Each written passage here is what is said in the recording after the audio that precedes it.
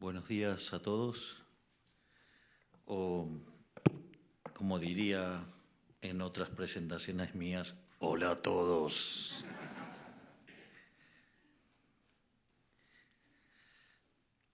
Básicamente, en primer lugar, quiero dar las gracias por invitarme a disertar sobre las características de lo que es el modelo argentino.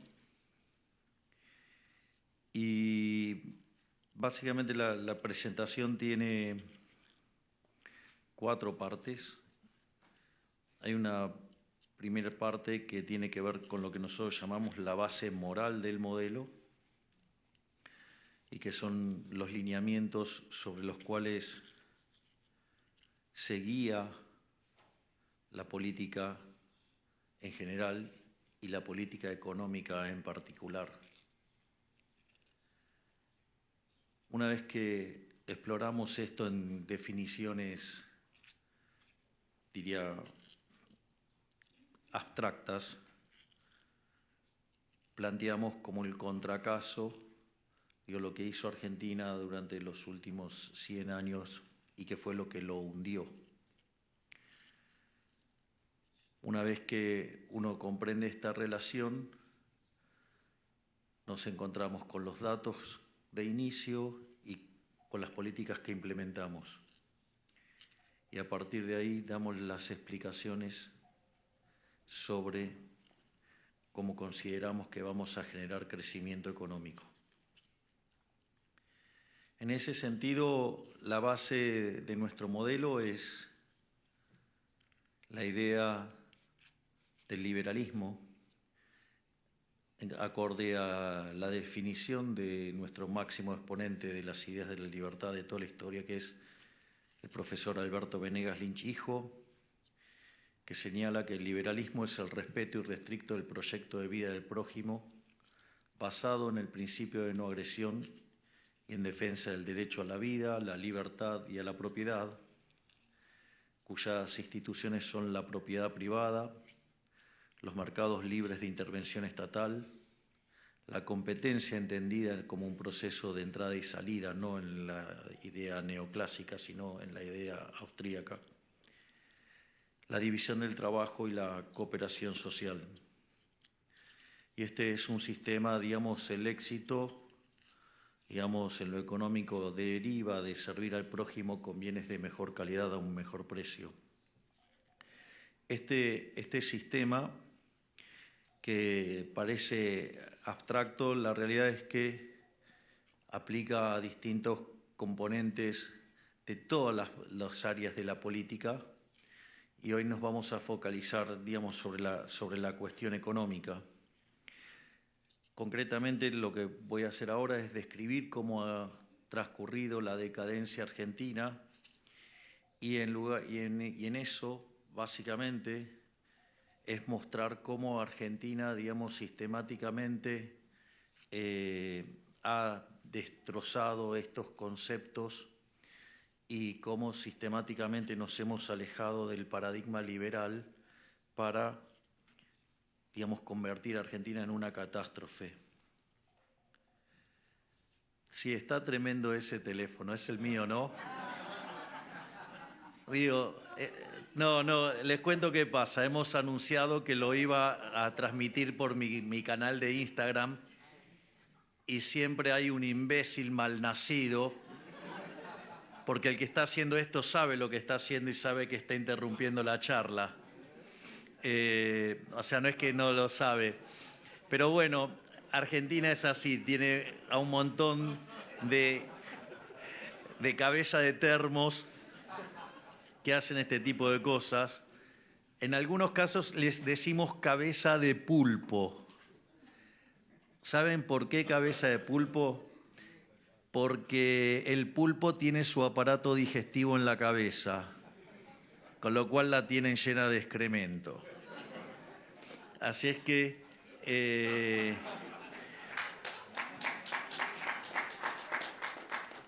dicho esto, a esos simpáticos que están tratando de interferir y molestar en la conferencia,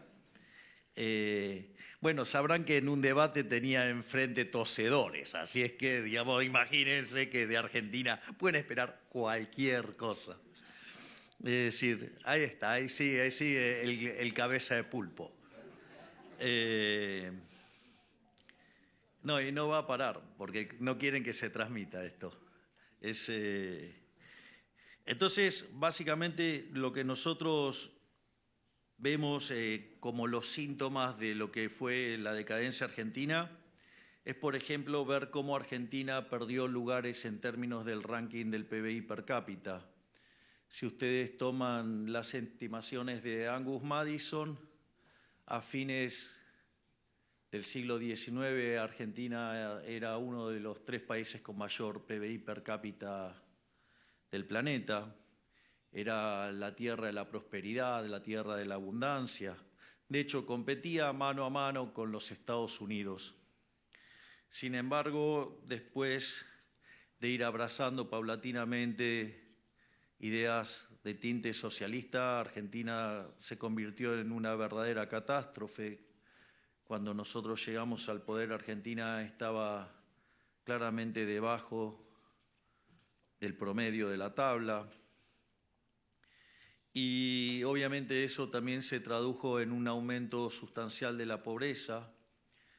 Si bien las cuentas, digamos, oficiales muestran niveles de pobreza ligeramente por encima del 40%, la realidad es que eso es un promedio semestral y que cuando una variable está en tendencia creciente, digamos, si ustedes muestran en diciembre el promedio del último semestre, están subdeclarando la pobreza, no porque se estén mintiendo, sino por una cuestión simplemente metodológica de los promedios. Y además, otra cosa que las estadísticas no reflejan es que Argentina, al haber tenido controles de precios, Argentina estaba sufriendo escasez y eso no queda capturado en los indicadores. Entonces, una de las situaciones que podría pasar es que para mantenerme saludable con las estadísticas podríamos haber dejado todo igual, no ajustar nada, y en ese contexto la gente estadísticamente hubiera estado bien, pero se hubiera muerto de hambre porque no podría haber comprado nada en el supermercado. Así es que nosotros lo que decidimos fue sincerar la situación, porque básicamente de esa manera los productos volverían a aparecer en las góndolas, y ese sinceramiento implicó encontrarnos con 57% de pobres, que es el número registrado en enero del 24. Por otra parte, la inflación, cuando nosotros llegamos, venía corriendo a más del 1% diario y después se aceleró más durante la segunda semana de diciembre. La inflación mayorista, digamos, que es la que se anticipa, digamos, corría al 54% mensual. Yo sé que hay toda una crítica de cuando anualizo este año y digo que eso anualizado da 17.000. Y básicamente cuando hago esa cuenta dejo en claro los distintos desequilibrios que teníamos. Teníamos un money overhang que era el doble del que teníamos previo a la crisis del Rodrigazo, que fue una situación que multiplicó por 6 la tasa de inflación, así es que por lo menos teníamos para multiplicar por 12 veces la tasa de inflación. Al mismo tiempo nos dejaron en el Banco Central 4 bases monetarias que vencían en un día en pasivos remunerados. Quiere decir que en un día podríamos haber quintuplicado la cantidad de dinero, o sea, con lo cual quintuplicar, digamos, los precios no hubiera sido nada extraño al ritmo que traíamos. Además, teníamos vencimientos en deuda en pesos por el equivalente de 90.000 millones de dólares. Por lo tanto, digamos, si uno toma todos esos elementos, Argentina deberíamos llegar a niveles de inflación del orden del 15.000 al 17.000%, digamos, con toda esa oleada de dinero, digamos, hubiera sido bastante simple, pero y eso si no hubiera caído la demanda de dinero, lo cual saben que no es cierto, Con lo cual, digamos, estas explicaciones no las puedo estar haciendo en público porque en general la gente no tiene por qué estar sabiendo de temas de economía. Entonces, por eso siempre simplifico con la anualización del número. Por otra parte, esa situación hubiera también implicado un default generalizado, porque claramente no hubiéramos podido honrar la deuda en pesos, claramente no hubiéramos podido honrar la deuda comercial, por lo tanto, no hubiéramos podido honrar la deuda en general, con lo cual hubiéramos tenido un quiebre comercial de la economía y eso hubiera hecho además todavía mucho más difícil la situación. Y además, digamos, Argentina se enfrentaba a una situación de alta presión impositiva. Entonces la pregunta es, ¿cómo llegaron a este desastre? Siendo que ya antes había habido 2 hiperinflaciones. Y ahí la justificación, y para empezar a ver cómo se entrelaza el modelo, es lo que en campaña yo denominaba el modelo de la casta. El modelo de la casta tiene 2 elementos. Obviamente que tiene una frase aberrante, digamos, de los socialistas que dice: donde hay una necesidad nace un derecho. El problema es que las necesidades son infinitas y el derecho alguien lo tiene que pagar y los recursos son finitos. Entonces tenemos un problema de necesidades infinitas con recursos finitos. Es decir, eso para los economistas no nos representa un problema porque sabemos que por medio de la economía de libre mercado, digamos, eso se puede resolver eficientemente. Pero esa no es la solución que le gusta a los políticos. Los políticos prefieren utilizar un método mucho más brutal y violento llamado justicia social.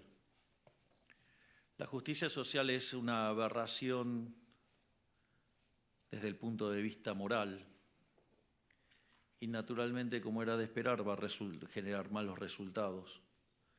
Es decir, porque la pregunta es, ¿algunos de los que están presentes acá están a favor del robo?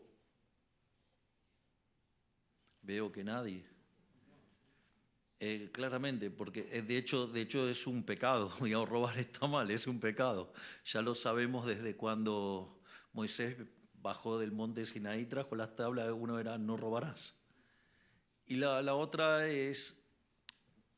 implica un trato desigual frente a la ley. Digamos, alguien está a favor de que la gente tenga privilegios y que algunos sean premiados y otros castigados por la ley. Es decir, ¿hay alguien que esté en contra de la igualdad ante la ley? Bueno, la justicia social es aberrante porque es un robo y implica un trato desigual frente a la ley. Es decir, frente a 2 individuos, a uno le roba su ingreso, parte de su ingreso, y se lo da a otro. Por lo tanto, digamos, está el robo y está el trato desigual frente a la ley. Y eso además genera un grave problema de incentivos, porque si el que genera la riqueza está siendo castigado y el que, digamos, básicamente patalea y clama porque esto es injusto, le dan dinero, entonces el incentivo es a patalear y gritar y quejarse y no trabajar. Con lo cual, digamos, genera un sistema de incentivos incompatibles con el progreso. A su vez, también tiene consecuencias en la calidad de vida de la sociedad, pero no ya solo, digamos, por su daño en lo económico, sino por el daño en el vínculo entre las personas. Promover y potenciar una sociedad de envidiosos hace que el clima dentro de la sociedad sea extremadamente hostil. La sociedad vive enfrentada por una supuesta lucha de clases y en ese sentido la calidad del vínculo es muy mala y hay mucha desconfianza y la sociedad queda hiperpolarizada y lo que reina es el odio. Porque claro, hay uno que produce la riqueza y se la roban y hay otro que dice que tiene derecho a apropiarse la riqueza del otro.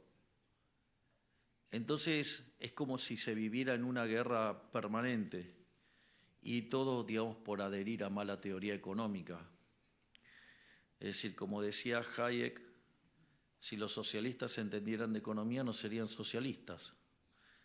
Es más, yo les diría que la verdad es que Marx fue desmentido brutalmente, les diría, ya por Eugene von Bawerk, en un libro que se llama La conclusión del sistema marxiano, donde probó todas las inconsistencias del sistema. Marx ya se había dado cuenta cuando Menger presentó los principios de economía política. Y no solo eso, sino que además, después eso fue vapuleado por Mises en el libro Socialismo, explicando que el socialismo no podía funcionar por el problema del cálculo económico. Hayek demostró, digamos, en Camino de Servidumbre, digamos, cómo las intervenciones derivaban en ese sistema siniestro. Y la realidad es que muchos creen que la evidencia empírica de que el socialismo real no funciona fue en 1989, cuando se cayó el muro. Y en realidad la verdadera evidencia que esas ideas no funcionan fue en 1961, que fue cuando lo tuvieron que construir. Entonces, básicamente, pero entonces la pregunta es, ¿por qué siguen adheriendo a esta basura? Pues la pregunta es, ¿por qué siguen adheriendo a esta basura? Si fueron derrotados en la teoría del valor, fueron derrotados en el diseño de la estructura de la teoría, fueron destruidos en dinámica, en problemas del cálculo económico, y fueron destruidos por la evidencia empírica, ¿por qué lo siguen sosteniendo? Porque la teoría de la explotación de Rothbardus, es decir, la teoría precedente a la teoría de la explotación de Marx, utiliza la teoría del valor-trabajo como mecanismo para explicar la explotación. Y eso es la base moral de ahí, es la envidia, el odio y el resentimiento. Entonces, ahora, dicho esto, ¿cuál es la consecuencia del programa de la justicia social? La consecuencia del programa de justicia social es que eso se tiene que corregir con la garra del Estado. Es decir, ellos no creen en la mano invisible del mercado, ellos creen en la garra del Estado. Creen en robarle a alguien para darle a otro. Es decir, como si tuviera algún justificativo, es decir, ¿a título de qué? Digamos, o sea, yo quiero hacer caridad con este grupo, no, lo voy a hacer así. Yo quiero hacer caridad con este grupo, el que está a la izquierda, robándole al grupo que está a la derecha. Entonces, yo vengo, les pongo una pistola en la cabeza y les quito el dinero para dárselo a ellos. Es una cuestión aberrante. ¿Cómo voy a hacer para explicarle a este grupo que les estoy robando para hacer beneficencia? La caridad no es a punta de pistola, la caridad tiene que surgir naturalmente, no por la violencia. Esto solo lo puede resolver el mercado, pero ellos no creen en eso. Entonces, la justicia social, cuando arranca, ¿cómo se manifiesta? Como déficit fiscal, como aumento del gasto público. ¿Sí? Y entonces ahora viene el problema de cómo lo financiamos. Pues es un poco violento estar poniéndole a este pobre grupo la pistola en la cabeza. Entonces, ¿qué es lo que hace, digamos, además un político, digamos, cuando es populista? O sea, trata de que el costo lo pague otro y que nadie lo vea. Por ende, lo primero que utiliza como herramienta un político, que es el endeudamiento. ¿Y por qué hace eso? Porque el endeudamiento son impuestos futuros.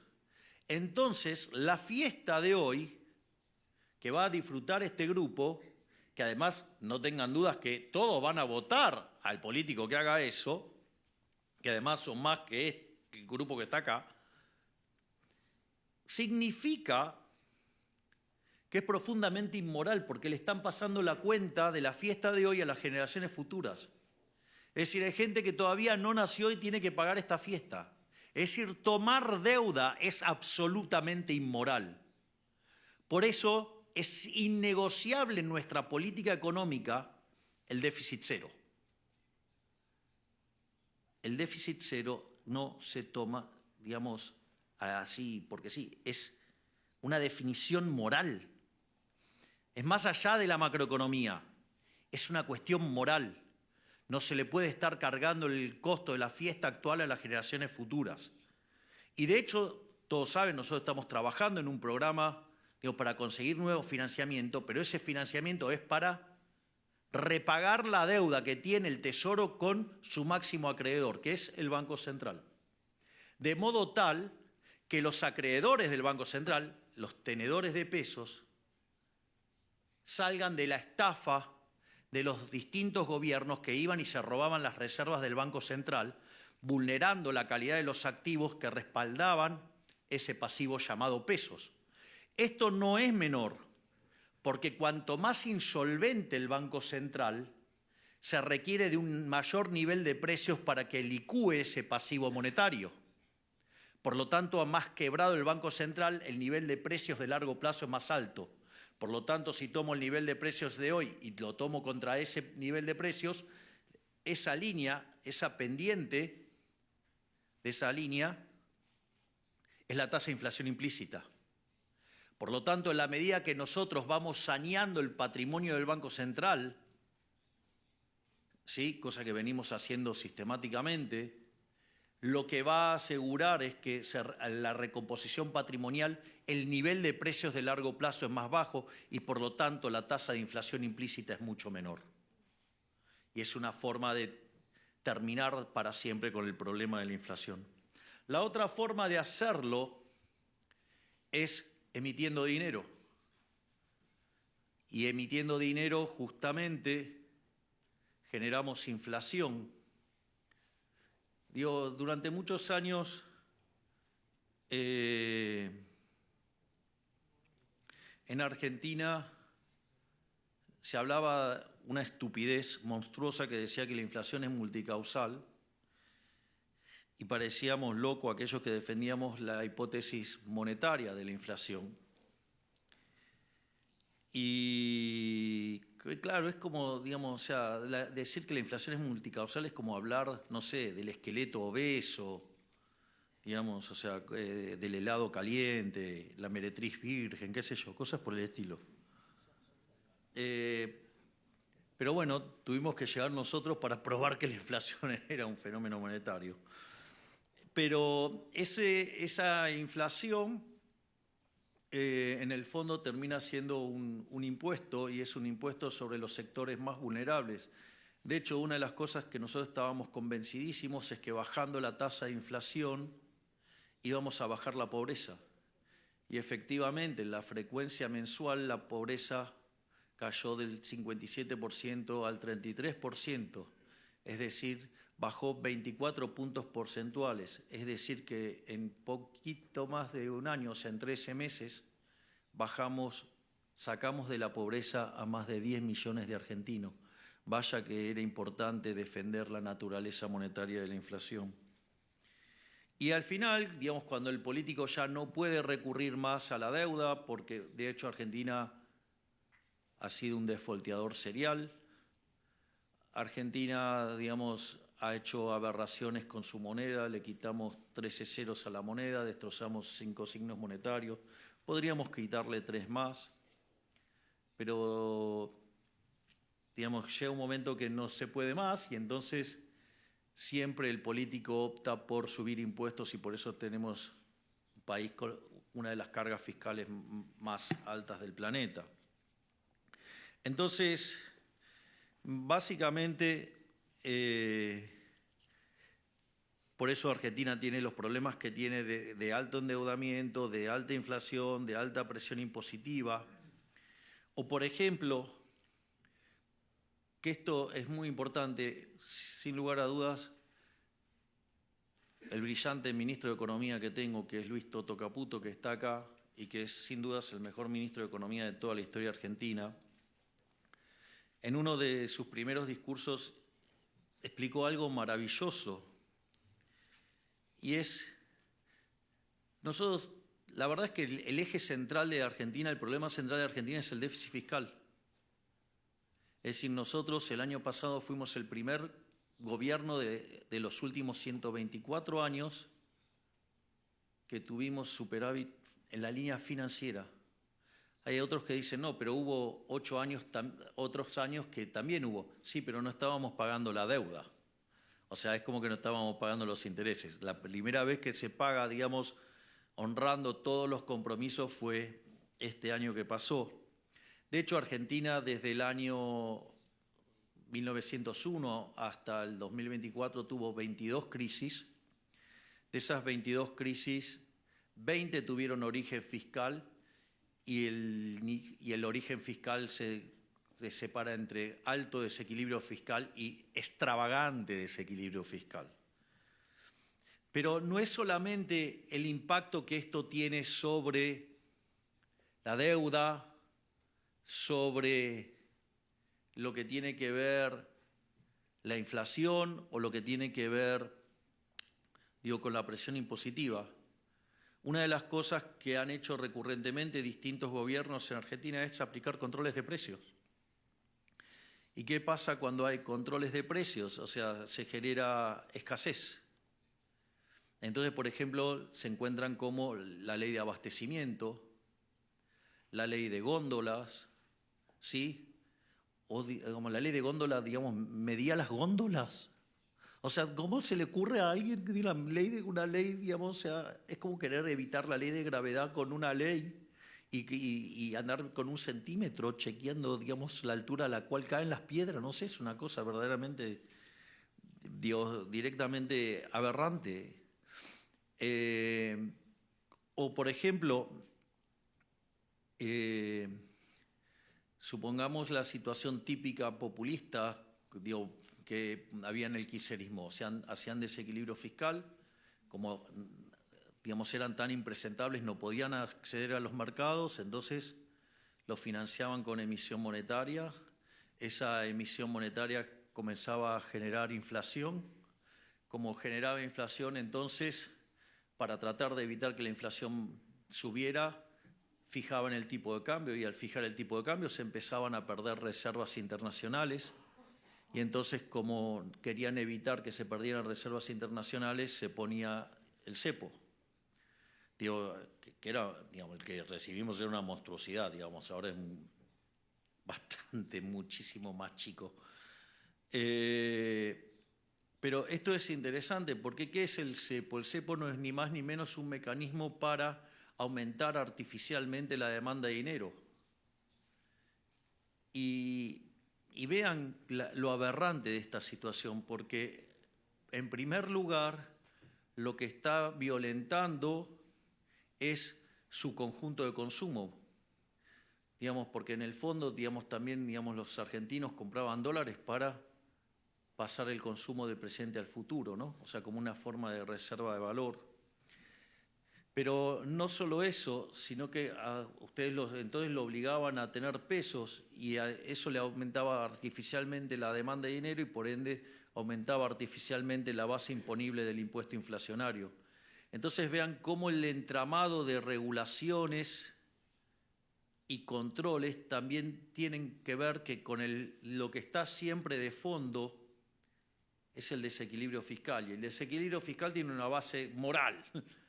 Por lo tanto, en ese sentido, nosotros al momento de llegar, entonces nos encontramos con un déficit fiscal consolidado de 15 puntos del PBI, o sea, 5 puntos en el Tesoro, 10 puntos en el Banco Central, que generaba emisión endógena. Es decir, aun cuando hubiéramos cerrado el desequilibrio fiscal, esto también lo explicó el ministro Caputo en una de sus entrevistas recientes de manera brillante, aun cuando hubiéramos puesto las cuentas fiscales el primer día, tal como lo hicimos, porque en el primer mes pusimos las cuentas fiscales en orden. Y lo más interesante es que aún así no hubiéramos evitado la hiperinflación, porque teníamos 4 bases monetarias venciendo un día. De hecho, si hubiéramos seguido la recomendación de subir la tasa como nos estaban sugiriendo, básicamente se hubiera convertido en una pelota inmanejable, en una bola de nieve, y la hiperinflación hubiera sido un dato. Al margen de, como decía, teníamos vencimientos de deuda en pesos por el equivalente de 90.000 millones de dólares, teníamos deudas con el exterior por 25.000 millones de dólares y caído el acuerdo con el fondo. Además, teníamos reservas internacionales negativas netas por el orden de 12.000 millones de dólares. Además, el gobierno anterior, no solo que durante los 4 años emitió 28 puntos del PBI de dinero y 13 lo hizo durante el año electoral, sino que además creó un mecanismo monstruoso llamado CIRA, que era para tener permisos de importación. Entonces eso le permitía acceder a dólares al tipo de cambio oficial. Qué casualidad, pero el tipo de cambio, digamos, o sea, era el triple, había una brecha del 200%. Es decir, una verdadera estafa. Y además, además teníamos deudas pendientes de dividendos por 10.000 millones de dólares y ya les había contado cómo venía viajando la inflación. En ese sentido, nosotros desde el primer día decidimos hacer un programa de shock y ahí la idea era alcanzar el déficit cero a lo largo del año 2024. Nos decían que era imposible porque no se podía ajustar más que un punto del PBI, que la política no dejaba hacer eso y no sé cuántas más cosas. Y la realidad es que gracias al excelente trabajo del equipo del ministro Caputo, en el primer mes de gestión alcanzamos el equilibrio financiero. A pesar que en el mes de enero nosotros pagamos intereses. El ajuste original fue de 7 puntos del PBI y 2 puntos del PBI los utilizamos para dar contención en la parte social. Y después de 6 meses limpiamos también el balance del Banco Central, o sea, completando un ajuste fiscal de 15 puntos del PBI. Aquí también fue muy importante la enorme tarea del presidente del Banco Central, Santiago Bausili, y el secretario de Financiamiento, Pablo Quirno, que conforme íbamos sosteniendo el equilibrio fiscal con el correr de los meses, nos permitió ir recuperando los mercados de deuda y nos permitió ir sacando esa deuda que estaba dentro del Banco Central y llevarla para el Tesoro, porque en realidad esa deuda siempre había sido del Tesoro y que básicamente lo que hacía el gobierno anterior utilizaba artilugios para colocarle bonos al Banco Central y entonces el Banco Central emitía y después los esterilizaba por otro lado y entonces aparecían esos pasivos remunerados enormes que generaban un déficit cuasi fiscal de 10 puntos del PBI. Pero conforme fuimos estabilizando la economía y mostrando solidez fiscal, permitió que se rearmara una curva de pesos y sacar esa deuda del Banco Central y llevarla donde verdaderamente tenía que estar, que era en el Tesoro. Y en 6 meses logramos hacer eso, con lo cual hicimos este ajuste. Es interesante también porque nosotros la inflación mayorista del 54% la llevamos, hoy tenemos, la verdad es que todos los indicadores caminando en términos al 1%, es decir, el mes anterior, este mes fue 1,5 la mayorista, pero el anterior fue 0,8, la canasta básica viene al 0, total viene al 0,9, la canasta básica alimentaria viene al 0,9 también, la construcción al 0,9. Es decir, todos los números vienen mostrando deflación en dólares, dado que el crawling peg estaba al 2%. Es más, si uno toma bienes también, digamos, en el IPC está al 1,5, es decir, todos vienen claramente debajo del 2% del crawling peg más inflación americana. Por lo tanto, y una de las cosas que nos dijeron es que cuando bajáramos la inflación de esta manera se iba a destrozar el nivel de actividad económica y que eso iba a hacer explotar digamos, el nivel de actividad haciéndolo derrumbar y que iban a explotar la cantidad de pobres e indigentes. La realidad es que cuando uno mira otras experiencias históricas, ajustes de la mitad del que hicimos nosotros han generado caídas del PBI del 15%.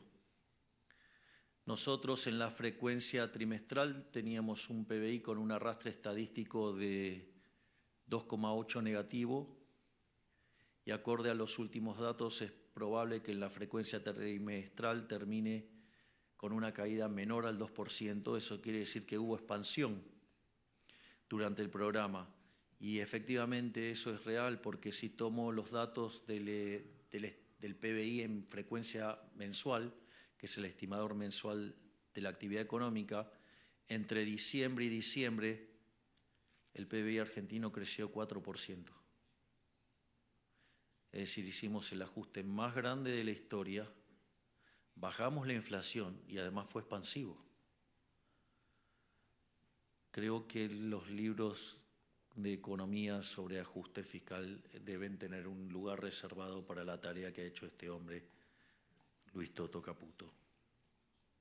Pero como mencionaba, no solamente eso, sino que el desempleo no aumentó, estamos creando puestos de trabajo, algo que Argentina no hacía desde el 2011, sino que además los salarios en dólares básicamente se triplicaron, los formales, y la pobreza, digamos, ha caído de niveles del 57% en la frecuencia mensual al 33%, sacando de la pobreza a 10 millones de argentinos.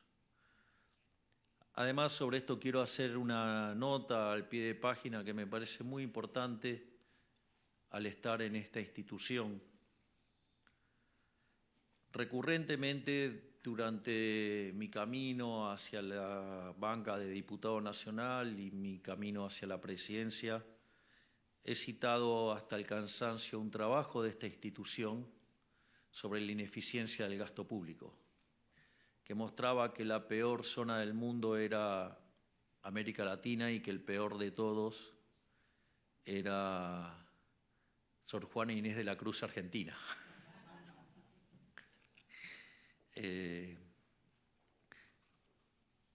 Digo, esto debe ser un error, no suelo citar literatura, suelo citar óperas, pero bueno, hoy me equivoqué. Pero en ese sentido, Argentina tenía ineficiencia técnica, digamos, por el equivalente a 7 puntos del PBI.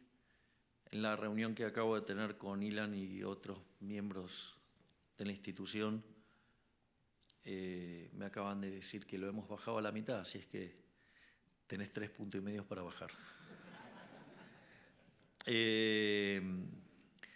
Pero me parece que hay algo interesante de esta experiencia que podemos contar, y es por qué haber hecho semejante ajuste no fue recesivo. Esto me parece muy importante. Y el ajuste no fue recesivo básicamente porque el ajuste cayó sobre el Estado. El ajuste cayó totalmente sobre el Estado. Y eso hace que, digamos, cuando ustedes tienen un parásito en el cuerpo, no matan el cuerpo, tienen que matar el parásito. Bueno, nosotros estamos dispuestos a combatir el parásito todo lo que sea posible. En ese sentido, digamos, nosotros no dejamos de creer que el Estado es una organización criminal que vive de una fuente coactiva de ingresos que son impuestos. O sea, nadie paga los impuestos voluntariamente. Por eso una de las cosas que nosotros sostenemos es que en la medida que probemos que el crecimiento es permanente, vamos a bajar impuestos. Y de hecho, nosotros acabamos de eliminar el impuesto país, que era un impuesto que recaudaba muchísimo. Hemos bajado las retenciones las hemos eliminado plenamente para las economías regionales, las hemos bajado transitoriamente para cultivos tradicionales y además hemos avanzado en eliminar muchísimos aranceles, impuestos, tasas, así es que, digamos, también estamos avanzando en ese sentido. Y entonces ahora, dicho todo esto, el punto es, bueno, ok, la estabilización está encaminada y ¿qué acerca del crecimiento? Es cierto que hay una parte, digamos, que es la recuperación cíclica. Hoy estamos frente a una recuperación cíclica donde básicamente se están recomponiendo los stocks y con la recomposición de los salarios reales y de las jubilaciones en términos reales, eso está impulsando la demanda. Pero hay otros elementos que hacen al crecimiento a largo plazo. Por un lado, les diría el tema de haber hecho el ajuste que hicimos, esos 15 puntos que tenía la economía de déficit fiscal, era un menor nivel de ahorro y eran menores posibilidades de inversión. Por lo tanto, el hecho de haber hecho el ajuste fiscal y correr al Estado del medio, eso lo que hace es que básicamente se recupere el ahorro para que el sector privado pueda invertir. Es decir, es falso que nosotros necesitamos salir del cepo para poder crecer, porque básicamente, dado el shock fiscal que cometimos, eso hace que haya, digamos, muchísimo ahorro para financiar al sector privado. Hoy los bancos trabajan de banco, no, digamos, de rueda de auxilio del sector público. No solo eso, sino que además hicimos reformas estructurales. Las reformas estructurales que hicimos en el DNU 70 y en la ley bases son 800 reformas estructurales. Es decir, 8 veces más grande que la reforma que hizo Menem, que fue la reforma más grande de la historia argentina. Por eso, siendo que el gobierno de Menem fue el mejor gobierno de Argentina, que fue reformas estructurales y un programa de estabilización exitoso como la convertibilidad, nosotros ya llevamos en solo un año, con 15% de la Cámara de Diputados y 10% de la Cámara de Senadores, hicimos una reforma estructural 8 veces más grande y además armamos un programa de estabilización exitoso, más exitoso que el de la convertibilidad, porque hoy tenemos mejores términos de resultados en términos de inflación en dólares, que estamos en deflación, sin haber caído en una hiperinflación previa, sin haber expropiado, sin controles de precios, sin controlar el tipo de cambio y además reconstituyendo tarifas. Por eso es que siempre digo que además este es el mejor gobierno de la historia. No por mérito mío, sino por el mérito de los enormes ministros que tengo, porque estoy orgulloso de cada uno de ellos, por la tarea enorme, donde yo lo único que tengo que hacer es fijar el rumbo. Pero ellos instrumentan que son. Un placer.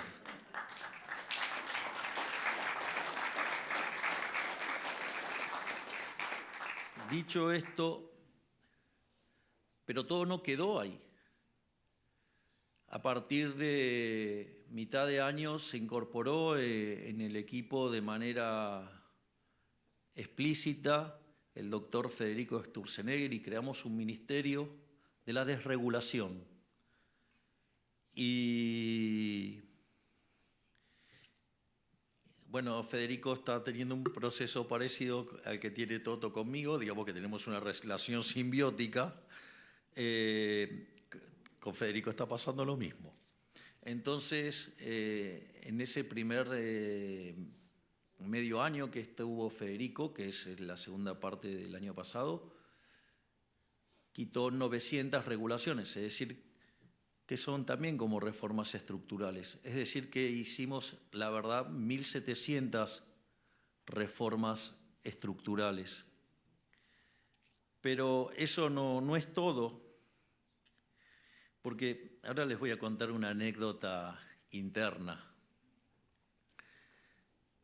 digamos, Federico está implementando lo que se llama el Plan Motosierra 2.0, que es empezar a ir a las cuestiones, ir a hacer ahora otra reforma del Estado. Recuerden que nosotros asumimos, había 18 ministerios que en realidad eran 24 y los llevamos a 9, ahora somos 8 y queremos achicar más secretarías y más dependencias. Y entonces me viene, la primer quincena de enero le di vacaciones a todo mi equipo, entonces regresaron todos en la segunda parte de enero. Y en los primeros días de febrero el ministro Sturzenegger me vino a visitar a la residencia de Olivos. Y entonces él me manifestó que estaba sumamente preocupado por la lentitud con la que estábamos actuando. Y entonces, por ejemplo, él me sugirió cómo redefinir algunas áreas de legales para darle más dinamismo y agilidad a las reformas.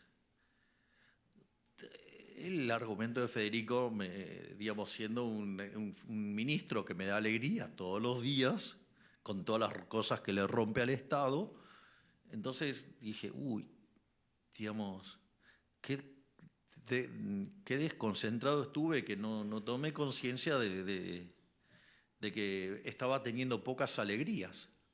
Entonces, ¿qué hice? Fui y hice la cuenta de cuántas desregulaciones hizo en 2 semanas. 2 semanas, ¿eh? ¿Cuántas creen que hizo? Estaba enojado porque la cosa estaba empastada. 65. Ustedes se dan cuenta que en 15 días quitó 65 regulaciones y decía que vamos lento. Es decir, ¿cómo no voy a estar feliz con mis ministros?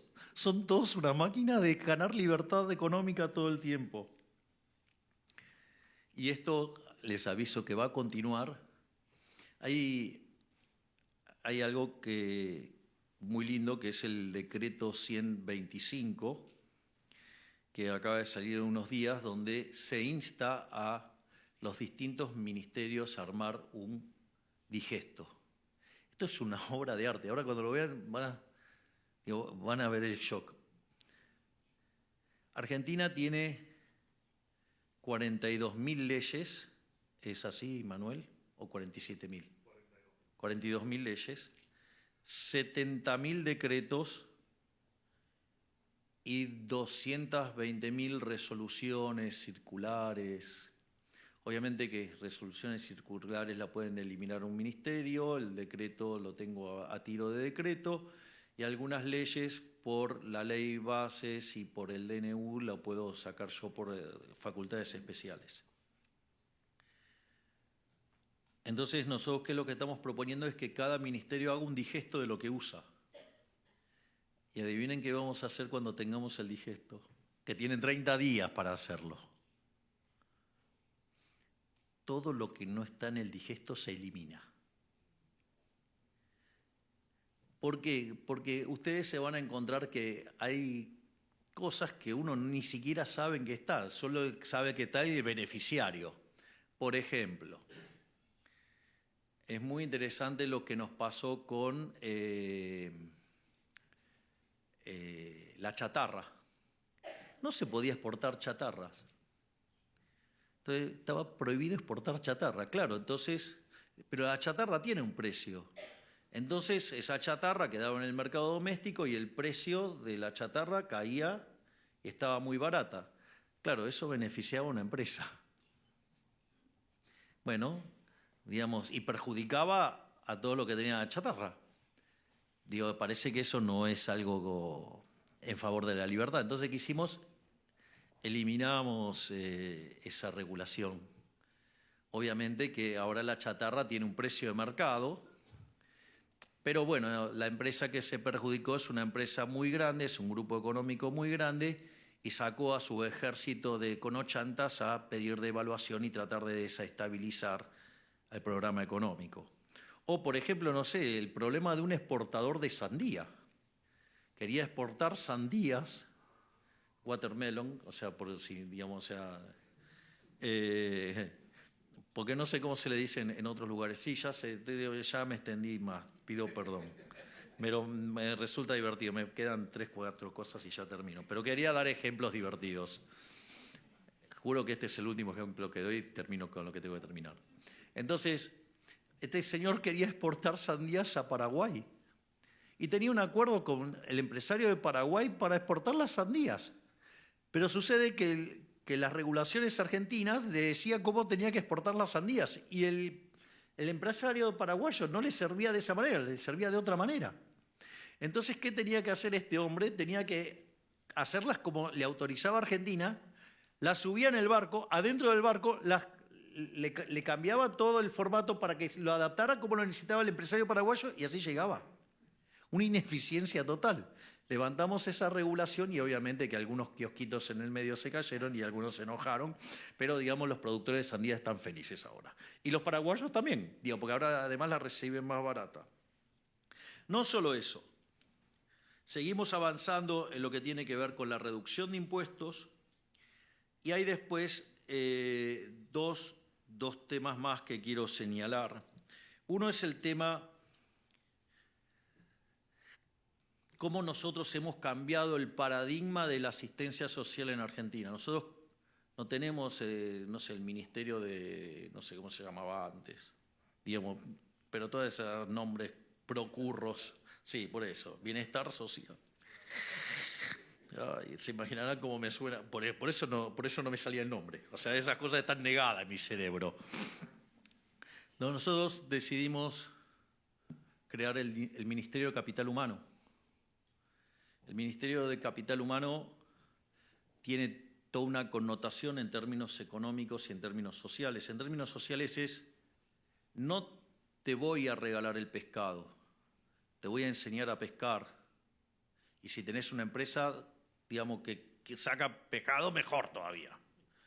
Digamos, y básicamente lo que hace es dar asistencia y cuidar, digamos, de aquellos menos favorecidos en la familia, por eso hay un área de niñez y familia para dar contención cuando nacen, y eso se liga, digamos, a la salud, se liga con la educación y se liga con el trabajo, para que las personas recuperen la dignidad de poder ganarse el pan con el sudor de su propia frente y no robándoselos a los otros. Es decir, y esto está haciendo una revolución, digamos, no solo porque está funcionando la política social, que ha dado contención en el momento más complicado del ajuste, además de que le hemos quitado los robos a los piqueteros y a los gerentes de la pobreza, sino que además le estamos devolviendo la dignidad a los sectores más vulnerables y dándole herramientas para que puedan salir de esta miseria. Es decir, que es un ministerio que cuando sea plenamente exitoso y llega a su máximo punto, desaparece. Y el otro es el ministerio que lleva adelante el doctor Sturzenegger. Y básicamente el eje central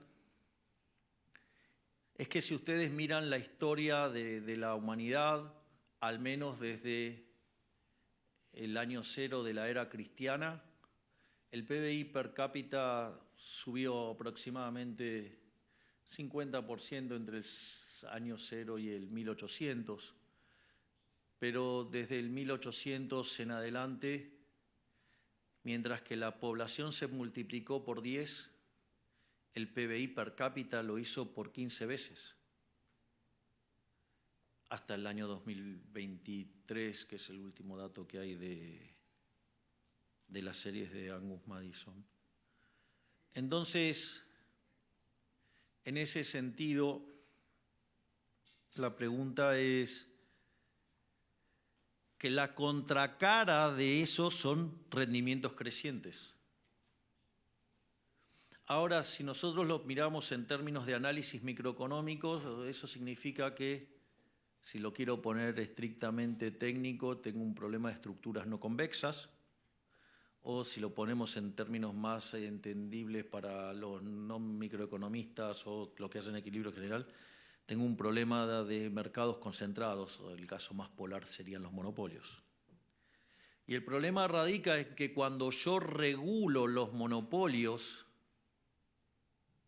y los quiero hacer que se parezcan a empresas competitivas acorde al paradigma neoclásico, eso lo que termina haciendo es matar los rendimientos crecientes y consecuentemente al matar los rendimientos crecientes lo que hace es que la economía deje de crecer. Entonces, en la medida que se le pase la motosierra a las regulaciones, lo que estamos haciendo es no solo ganar libertad económica, sino que además estamos ganando crecimiento económico. Y todo esto derivado de que, desde mi punto de vista, el análisis neoclásico está mal. Para aquellos que quieran ver esto, les sugiero leer el artículo de Murray Newton Rothbard que se llama Monopolio y Competencia, un artículo que fue muy revelador para mí, porque cuando yo lo leí llevaba 25 años dando clases de microeconomía y equilibrio general y descubrí que los monopolios no son malos, salvo que sean armados por el Estado. Fue tan revelador ese artículo que no solo que me convertí en liberal libertario, sino que además me convertí en anarcocapitalista, cosa que filosóficamente lo sigo haciendo. Esto quiere decir, no voy a claudicar con llevar el Estado a la mínima expresión y devolverle la libertad a todos los argentinos de bien al máximo hasta el último día de mi gobierno. Muchísimas gracias y ¡viva la libertad, carajo!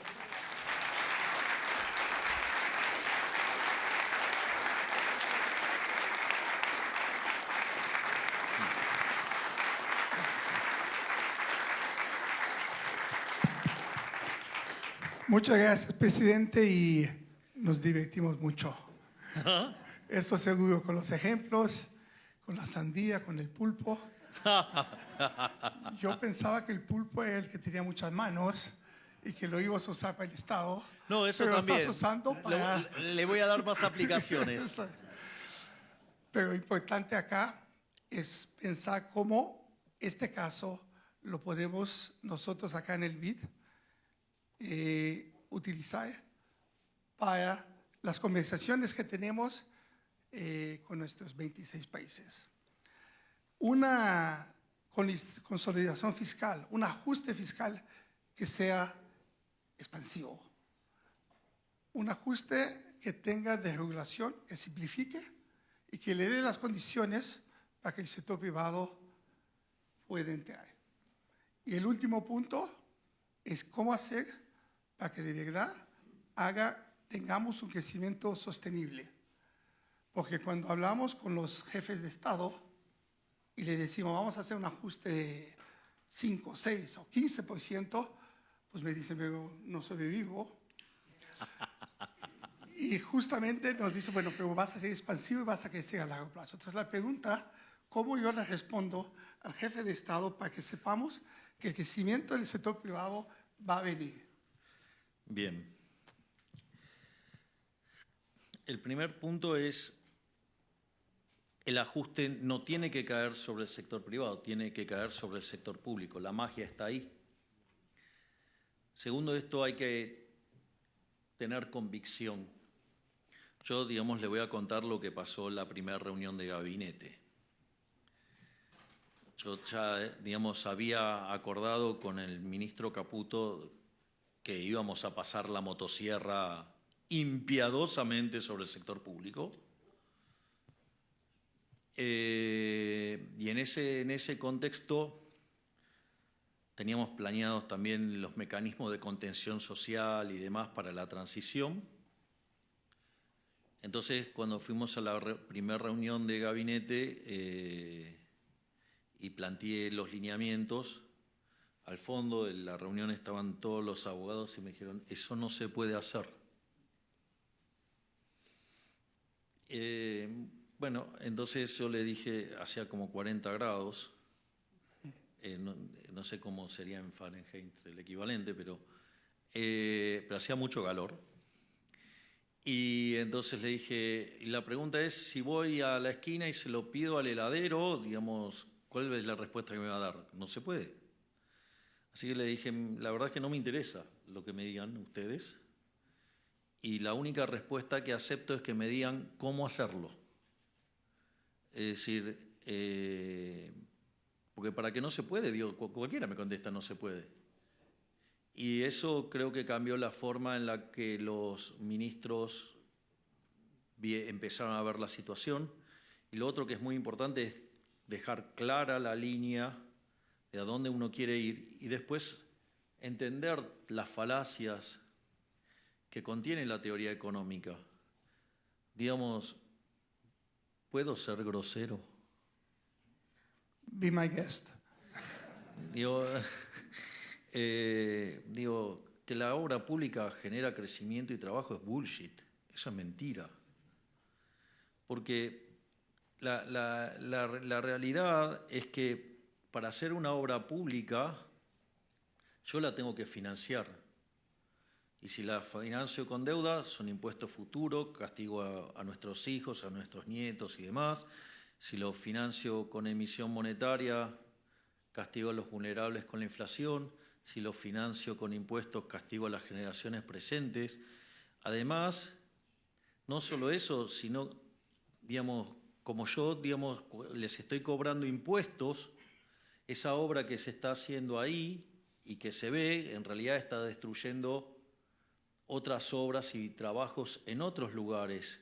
Pero además, las preferencias de la gente no era tener esa ruta, sino que quería tener las otras cosas que habían elegido. Entonces, los estoy robando, le estoy dando bienes que no quieren, por lo tanto tengo una pérdida de bienestar en términos de menor utilidad. Y además no nos olvidemos que también existe el problema de las filtraciones del gasto público. Por lo tanto, lo que hay que tener en cuenta es que el gobierno es parte del problema y no de la solución. Es decir, nada peor que venga un político y diga, soy el gobierno, vengo a ayudar. Es decir, ahorren, digamos, cuando vengan un político que hace eso, salgan corriendo porque lo único que va a hacer es robarles.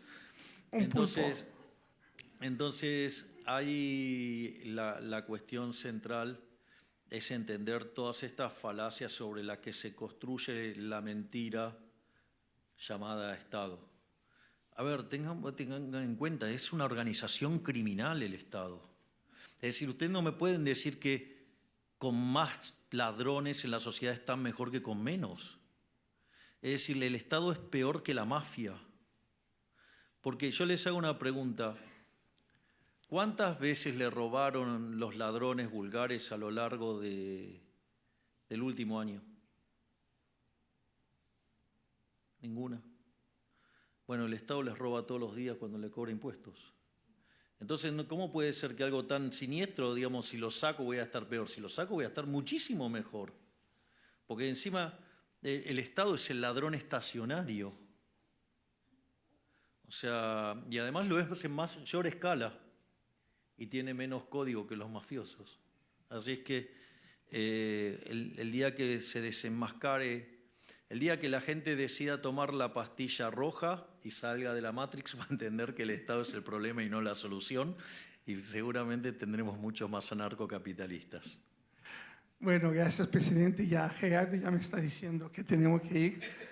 Y mi amigo AJ Banca lo espera, así que estuvo aquí escuchándolo, pero lo espera ir. Y este público sí vino aquí a escucharlo, a escuchar cómo está el modelo argentino y el cambio. Hubo inclusive gente que vino a respetarlo por la cuestión de los rehenes. Hay aquí gente que fue rehén, mexicana, la mexicana israelí. Así que vine exactamente para eso. Y le quiero agradecer por todo y continuamos trabajando juntos.